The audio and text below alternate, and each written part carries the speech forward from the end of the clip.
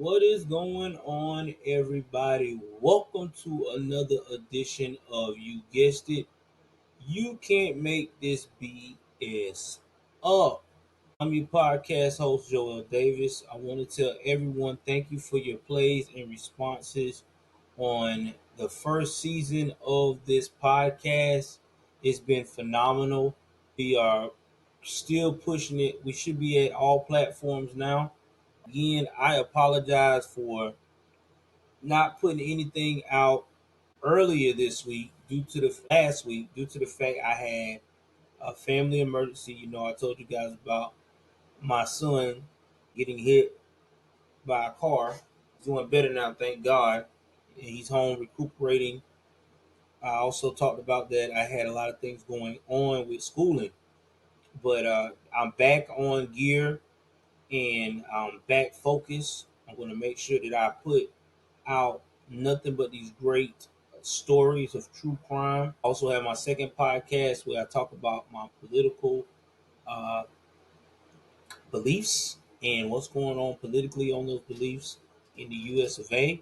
Always check out Joel Davis Media Network Live. That is on all platforms. You can also catch me on my YouTube, Joel Davis Media Network. And I also have another YouTube, Joel Davis Media Network Live, related to that with a lot of shorts on the matter. Also have a Joel's True Crime Stories, which is where I usually run all of my recordings that I do here on the podcast for Spotify and put it through there. Again, I'm still an aspiring podcaster. I don't have a lot of tech equipment yet, but hopefully with y'all support through all the various cash apps, donations, and donations through the subscriptions of the Patreons, the locals, all the stuff you see that I am a part of. Hopefully, you guys will want to see me win, and that's what I intend to do. Hopefully, with the help of you guys to witness it. All right, so enough about me. Let's talk about this next case that is coming up today. This case is another part of our season, which is Killer Neighbors. Now, you guys know I started this season talking about neighbors who kill one another. Well, kill their people that kill their neighbor or wind up killing each other. Let me clear that up. This season is going to have a lot of that. This is episode 3. This episode is about the Gillian Kennedy case out of Pegram, Tennessee. This case here was a little bit out of the ordinary for me because it also talks about the victim, Kenneth Eugene Rooster Cantrell. And to me, this is just one of those cases where it's going to leave you wondering about our justice system. Did they get it? Did they really get this right, or did they actually got it wrong? I'm not going to do a spoiler alert on this. If you heard about the case or live around Tennessee, Pegram, Tennessee, please chime in. Let me know what you think of you actually even in that neighborhood. You can always chime in, comment, tell me what you think about this whole situation, and I definitely will update it from there. So, with that being said, we're gonna go ahead on and we're gonna jump into this story. Again, this is a sad case, but we're gonna go and do what we gotta do. So, Kenneth Eugene Rooster, which is his nickname, Cantrell Sr. He was born in May of 1965. This man was a hard working family guy. Just loved his family. Now, he also loved to work in construction. Very talented at that type of work. Now, he was also married to Tasha Cantrell, which keep that in mind about Tasha Cantrell because she is going to be very important in the story. Now, she was a stay-at-home mom. She was raising the 3 kids that they had, Nate, Zach, and Troy. Now, They're originally from Tennessee, and they decided that it's time to go and branch out. Let's go to a nice neighborhood and where the kids can roam around in the backyard. Kids can have a good quality of life. Like any other young or getting into the middle age factor of a couple, you want to go and upgrade to that nice house or that nice apartment or that nice condo. Now they moved into a neighborhood in Pegram. Now Pegram is near is part of the Nashville, Tennessee area. It is in the Cheatham. I want to say Cheatham. Yeah, Cheatham County. Cheatham County, Tennessee. Part of that's a small area. It's one of those neighborhoods where in little towns off from the big city where everybody knows everybody. So if you first move in there, people are going to know you're a new face, and people are going to probably come to you and get to know you because that's how they do in the South. Okay, very friendly. Most of the time, they want to get to know you. Now, at the time, the Kennedys, while the Cantrells had moved in, they moved next door to the Kennedys. Now, the Kennedys are Chris and Gillian. Now, Chris and Gillian had been living there when the Cantrells moved in. I try to get some research to find out how long they've been in that neighborhood before they moved in, but it really no context. Chris was the type of husband, he was very docile, laid back, really didn't argue or didn't object to anything of the wife. In many terms, almost beta male like. But that's just my opinion of what I grasped on the information about Chris Kennedy. Now, getting back to Gillian. Gillian was a very domineering woman. When I say domineering, Gillian is the one that is going to be outspoken. She is going to be the first to gripe. She's going to be that type of woman that she's first to act up on anything that she do not like, and she's very by the book to the point to where it's borderline scary. When you notice people that's very by the book like that, they don't really they have a robotic like personality, and when they have a robotic personality, they really don't have. To me, they're the quickest ones to go to the next level with you, like violence wise, if pushed. Now they had three sons. Okay? Chris and Jillian's three sons was very, very respectable and withdrawn based upon their parents. Because see, mom ruled that house. And Jillian was the type of mom, when she tells anybody in that house to move, they're going to ask how fast and what pace.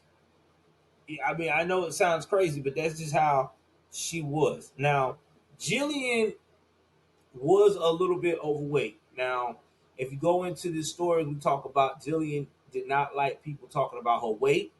It really did not sit well with her. But again, I understand with anyone that's heavy set or been dealing with weight problems all their life, I wouldn't want no one to always target my weight either. And it would kind of handicap me on some things. But she was a stay-at-home mom and everything else. Now, when they first moved in, Jillian and Tasha started kind of getting to know each other. That first phase of, I'm the new neighbor, you the new neighbor, you look cool, yeah, you cool.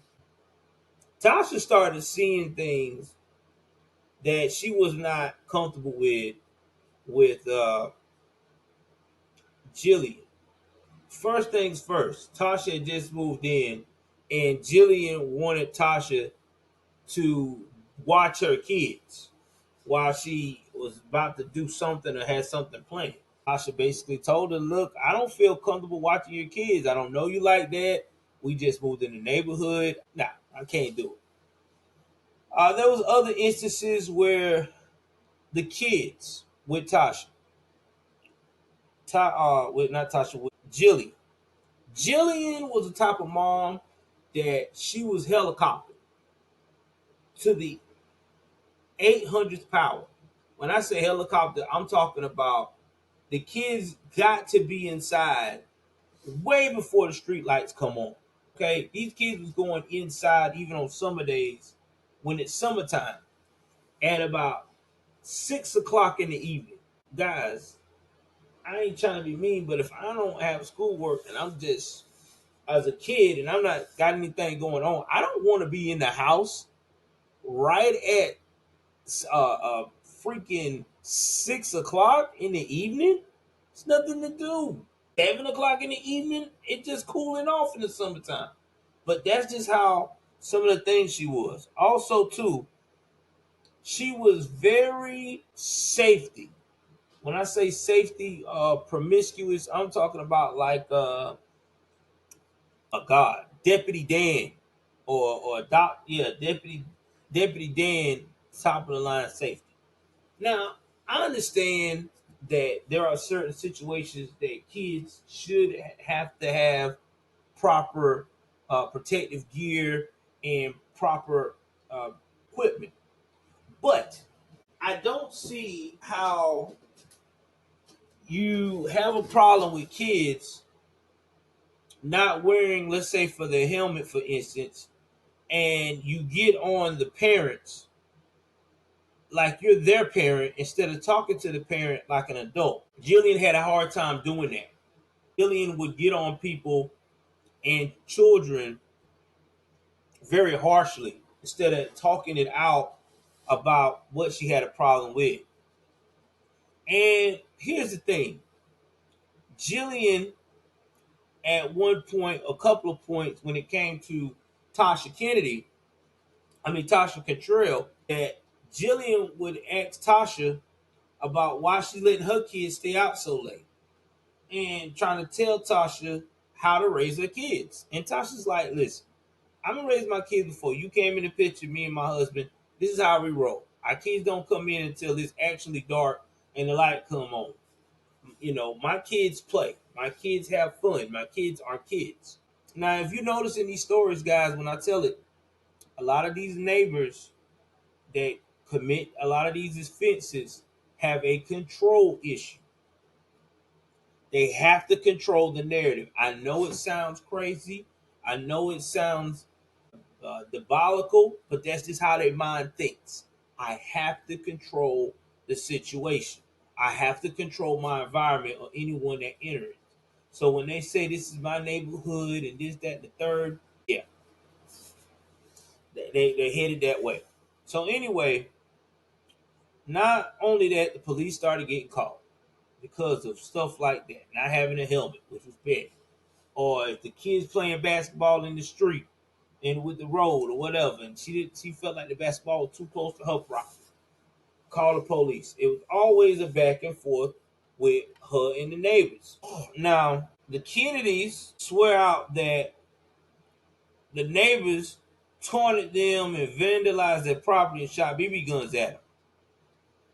But that all stem from how people react to when you're trying to tell them what to do and bullying them. So anyway, it started getting to be very dynamic between Tasha Cantrell and Miss Gillian Kennedy, along with their husbands.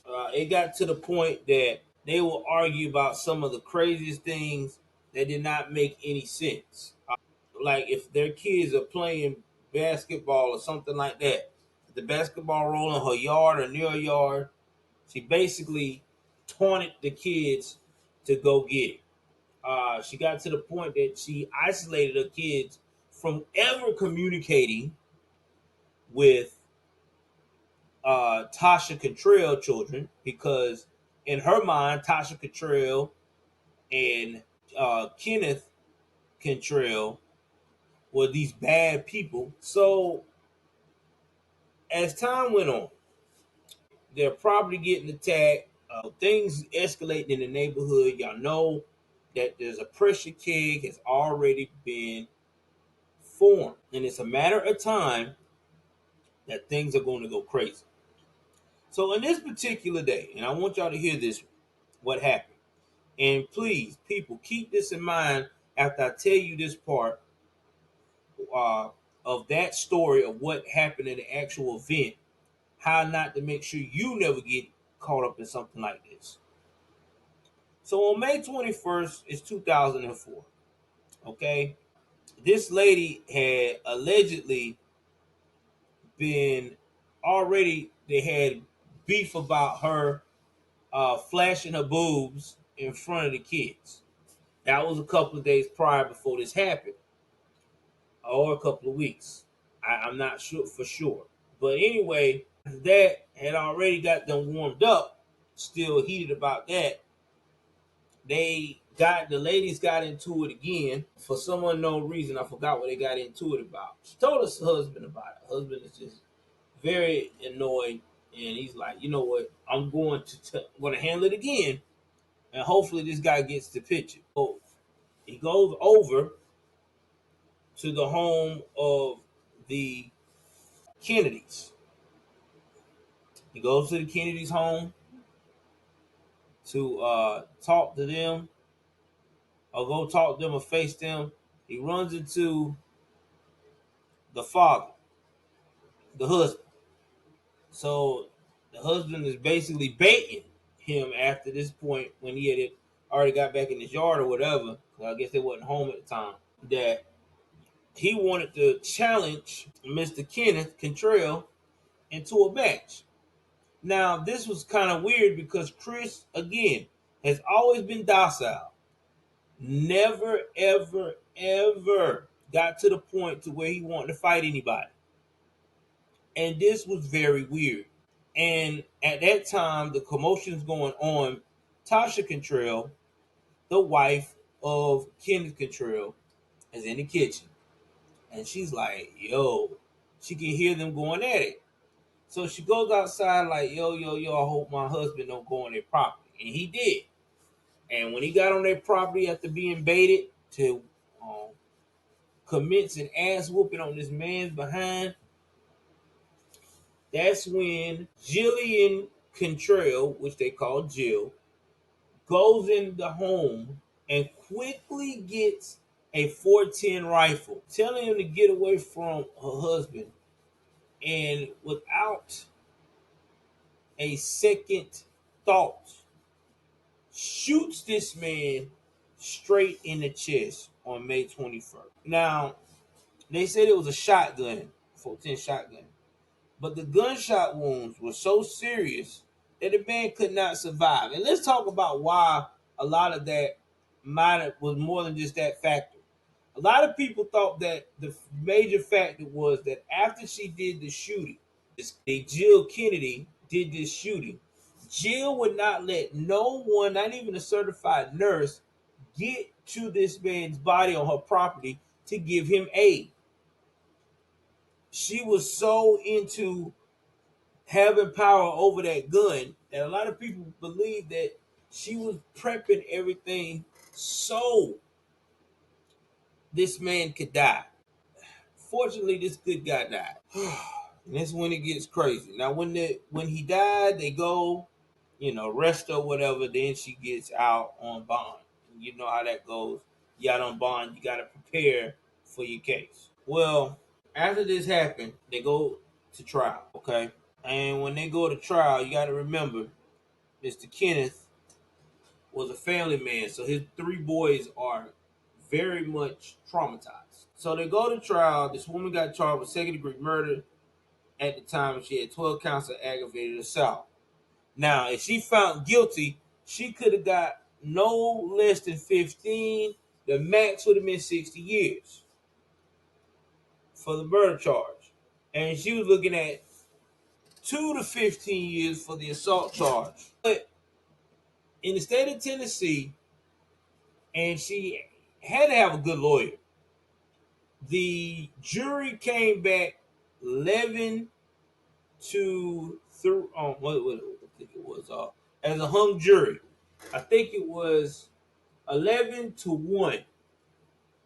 One person in the whole room of the whole jury process in the jury room, part of the jury, was the only one person that found her not guilty. That found her guilty. Everyone else was saying she was justified. Now, here's my question on it. If you got two men of similar size going at it fighting, and you know your husband's healthy, he's healthy, not to sound, and I'm not promoting any kind of violence at all, but wouldn't you go to another alternative to break up the fight if you felt like your husband was on the losing end or could get badly injured? You couldn't use like a vase or a bottle or something, or or you couldn't have just did a warning shot in the air and told the dude, get off my husband or else. And that's what most people would do. She didn't even do that. She literally shot this man on her property. Now, with this ruling, yeah, she got off scot-free. But at the end of the day, it's a horrible thing to see. Now, after the trial, Tasha Cantrell, she moved out, and I don't blame her.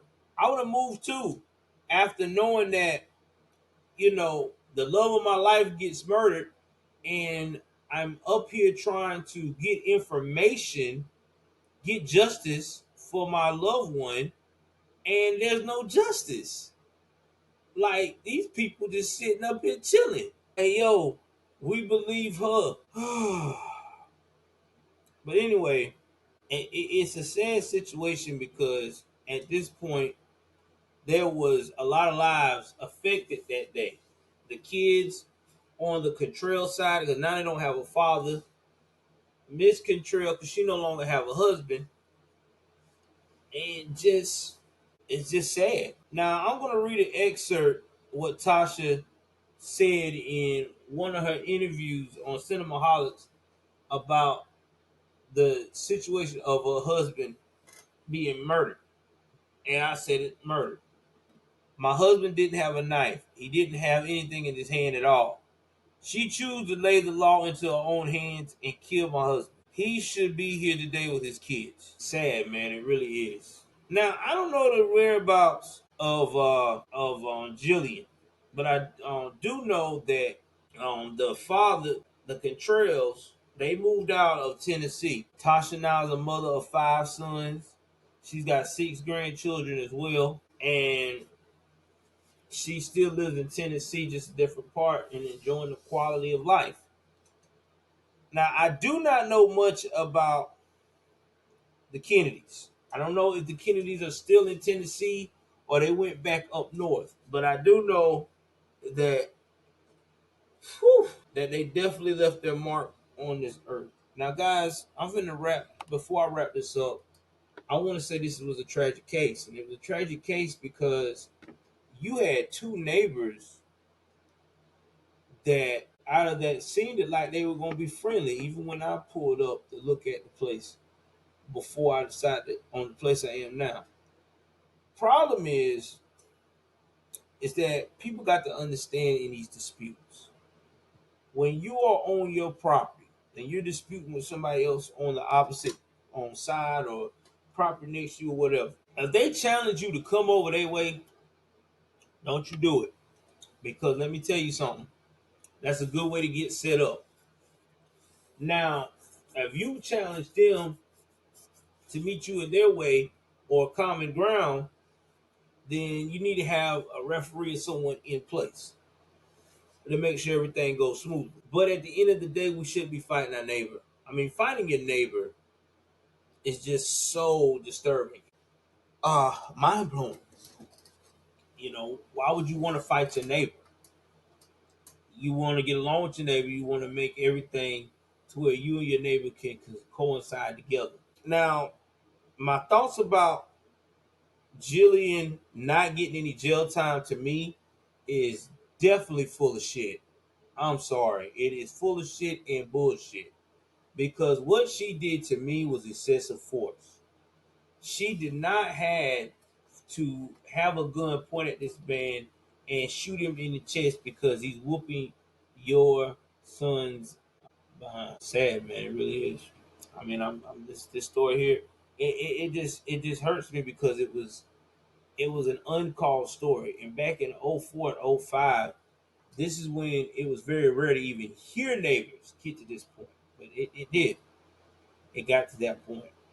But if any of the Cantrell family listen to this, I want you guys to know you have my deepest condolences because your loved one did not deserve to go out like that. It was awful to know that someone did not have the heart to do that.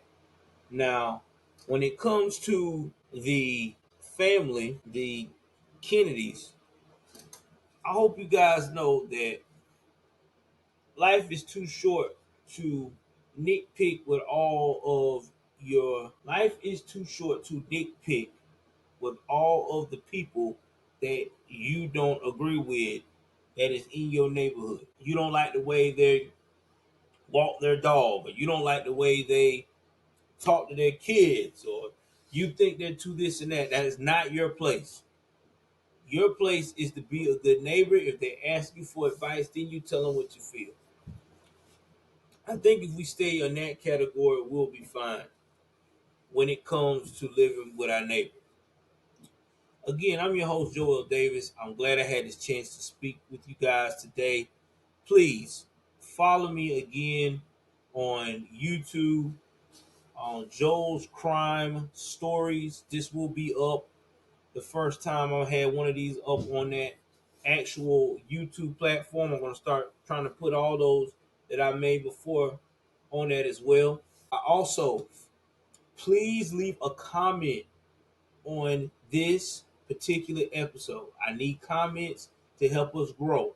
So that way I know as a podcaster and content creator what I need to do to improve or to make this a more worthwhile show for you. Also, I need one more thing from you guys. Follow me on Instagram, Joel underscore Davis underscore media underscore network on Instagram.